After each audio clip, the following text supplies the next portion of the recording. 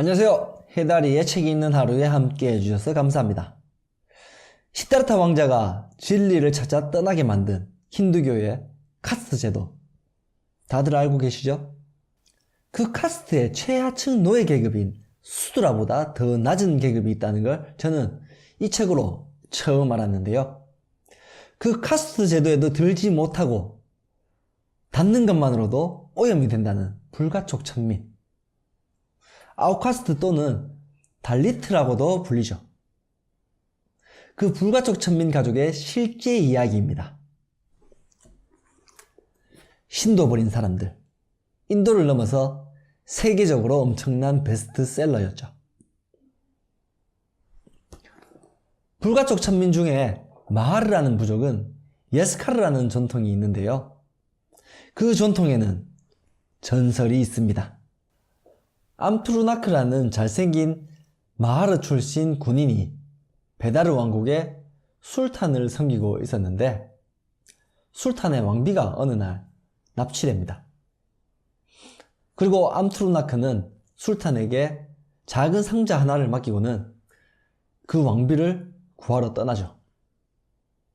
수많은 난관과 모험을 겪고 왕비를 결국 구해오게 되는데요.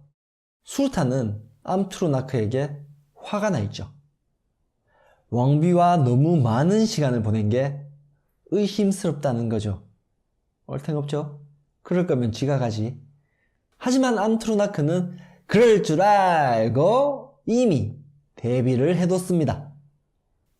그는 싱긋 웃으며 왕비를 구하러 가기 전에 맡겨두었던 작은 상자를 언급하고 그것을 열어보라고 하죠. 뭐가 들어있는지 예상이 되죠. 이게 뭐냐면 내 입으로 말 못해. 충성과 용맹을 입증한 암투르나크는 자신의 부족에게 52가지 권리를 요구하는데요. 뭔가 대단한 권리일 것 같지만 구걸할 권리, 죽은 자의 옷을 가질 권리처럼 말 그대로 거지 같은 권리들이죠. 제가 군인 시절에 병장을 달고 국에 밥을 말아 먹을 수 있는 권리를 얻었던 게 생각나네요. 영국의 인도 통치가 강화되면서 거지 같은 담요를 걸치고 지팡이로 땅을 치면서 집집마다 먹다 남은 상한 음식을 구걸하는 이 예스카르 전통에서 벗어나는 경우가 생겼는데요. 마하르 부족이 군대에 들어갈 수 있게 된 겁니다. 영국 군대는 군인과 그 자녀에게 의무교육을 실시했죠. 그 덕분에 몇몇 마하르들은 자아의 눈을 뜨기 시작했고 그 수치와 멍해를 떨쳐버리기로 결심했죠. 그리고 1891년 인도의 평등혁명을 이끈 지도자가 마하르 집단에서 태어났습니다. 빔라오 람지 암베드카르 박사, 바바 사헤브로 더 잘 알려져 있죠. 처음 들으시는 분들도 많겠지만 인도에서는 간디보다도 더 먹어주는 인물입니다. 이 책을 읽게 되면 오히려 간디에게 실망하고 재평가하실걸요? 간디는 카스트의 신분차별이 진리라고 믿었죠. 간디가 하위 계급인 상인 출신인데도 카스트를 지지하는 게 이상하다고 생각하실지도 모르겠습니다. 근데 저는 굉장히 자연스럽다고 생각해요. 제 경험적인 이야기이긴 합니다만 군대든 회사든 사장이나 고위장성보다는 이런 어정쩡한 지위의 사람들이 악습을 더 지지하더라고요. 이 암베드카르 박사는 이 책의 역사적인 상황을 보여주는 매우 중요한 인물이지만 주인공은 아닙니다. 주인공은 이 책의 저자이자 국제통화기금에서도 일했던 경제학자이자 인도의 차기 대통령으로 지목되기도 했던 인도의 살아있는 영웅 나렌드라 자다부의 부모님인 불가촉 천민 다무와 손우죠. 다무는 어릴 때 우연히 바바사헤브의 집회에 참여하게 되면서 달리트들의 존엄과 자존을 향한 열망을 가지게 됩니다. 굉장히 올곧고 단단한 신념을 가진 분인데요. 아내에게는 굉장히 따뜻한 남편이기도 하죠. 손우는 책에 따르면 매우 예쁜 사람인 것 같아요. 하지만 외모보다 성격이 대단히 사랑스럽고 매력이 넘칩니다.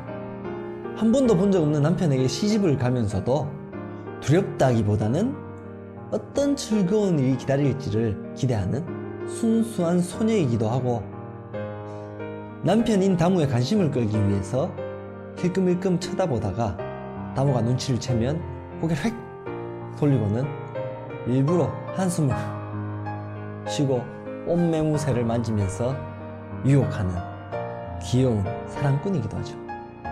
난 그만 것. 카스트 제도에 대해서 자연스럽게 수용하며 살던 일반적인 달리트이기도 합니다.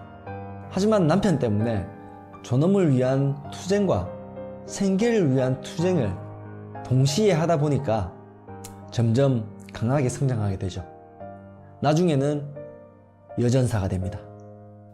제 개인적으로 손우의 변화를 지켜보는 게 또 다른 큰 재미 같아요. 다무와 손우는 처음으로 불가촉 청민으로서 자신이 다르다고 느꼈던 순간을 기억하고 있는데요. 다무는 마을에 장작을 패러 가는 아버지를 졸라서 따라 나섭니다. 엄청 더운 날이었죠. 일하는 아버지 옆에서 목이 말랐던 다무는 아버지에게 목이 마르다고 합니다. 하지만 아버지는 바로 물통에서 물을 떠다 주지 못하고 때마침 나타난 웬 남자에게 부탁을 하는데요. 불가촉 천민은 물을 만지기만 해도 오염이 되니까요. 그 남자는 물통이 있는 곳으로 가서 컵으로 물을 떠더니만 자기가 먼저 시원하게 마시고 나서 다무에게 손을 오므리게 합니다. 그리고는 물을 컵으로 떠서 높은 위치에서 손바닥으로 부어주죠. 당연히 마시기 어려우니까 다무의 손이 점점 올라가게 됩니다. 그 남자는 승질이 나죠. 여러분도 승질이 나고요. 불가촉 천민과 닿으면 자신이 오염된다고 생각하니까요. 겨우 물을 다 받아 마신 다무는 돌아가면서 뒤를 돌아보는데요. 개가 그 물통의 물을 아무렇지도 않게 핥아 마시고 있습니다. 자신이 개만도 못하다는 거죠. 손우는 어릴 때 지주의 결혼식장에 일을 도우러 갔다가 아이들이 과자를 쟁반째 옮기는 걸 보고 돕고 싶은 마음이 들었습니다. 그리고 과자 쟁반을 집어들게 되는데요. 그 지주의 어머니가 그걸 보고 이 망할 년이 뭐하는 짓거리야? 라고 소리를 지릅니다. 이 아줌씨가 왜 혼내는 걸까요? 손우도 모르겠지만 어쨌든 혼나니까 쟁반을 돌려주려고 했는데 이 아줌씨는 그것도 모르고 완전 폭발하죠. 더러운 년이 자신을 만지려고 한다면서요. 혹시 보는 사람이 없는지를 살피고는 손우의 길을 틀어주고 끌고 가서 쟁반을 엎어버립니다. 네 그림자가 음식을 더럽혔어. 그걸 어떻게 먹어? 더러운 귀는 어떻게 잡았는지 모르겠네요. 이 책의 절반은 다무와 손우가 성장하면서 겪은 일들을 둘의 시선을 번갈아 가면서 보여주는데요. 옛날에는 이렇게 힘들었는데 너희들은 힘든 걸 몰라 라고 하는 꼰대 같은 내용은 전혀 아니에요. 다무와 손우의 옛날 옛적에나 검정고무신 같은 느낌입니다. 인도 문화를 전혀 모르더라도 쉽게 이해할 수 있는 데다가 재미있고 감동적이기까지 하죠. 슬픈 이야기를 하는 책은 아니니까 가벼운 마음으로 보셔도 됩니다. 그리고 나머지는 다무와 손우가 바바사헤브와 같이 자신들의 권리를 되찾기 위해 싸움을 하지만 당장 먹고 사는 일로 고통받기도 하는 이야기들이 나오는데요.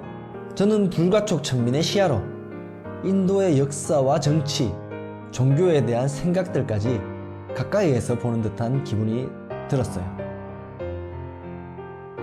물론 요즘은 카스트로 인한 차별이 많이 줄어들었다고 합니다. 하지만 여전히 남아있는 지역도 있다고 하죠.